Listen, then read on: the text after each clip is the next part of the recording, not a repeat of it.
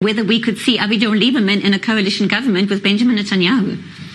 Well, you know, in politics, everything is possible. Lieberman has been working with Netanyahu for 30 years, and there's been a lot of bad blood between the two, but when it served their respective political interests, they were able to work together. I think clearly what Lieberman is trying to do, and he said it openly, is to try and impose a unity government between Blue and White and Likud, with Lieberman himself, of course, and leave out the religious parties, which according to most polls is the most likely scenario. But then again, there's the demand from Blue and White to join such a coalition without Netanyahu, which is something that the Likud would not accept doing at this point, unless, of course, Blue and White gets more seats than Likud, and this would create some kind of psychological effect, and then there might be a rebellion within Likud, but there will only be a rebellion within Likud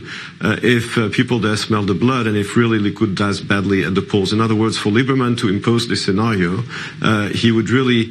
you would need, first of all, Blue and White to be ahead of Likud, which doesn't look very likely according to the latest polls, or, as I mentioned before, a split within Blue and White, which might enable the most anti-Netanyahu people, such as Bughi Ya'alon and Yair Lapid, who said that in no scenario would they join a coalition with Likud. Maybe Benny Gantz will be willing to do that, especially in light of the security situation, and if we have another war, God forbid, with Hezbollah and Iran. So I think that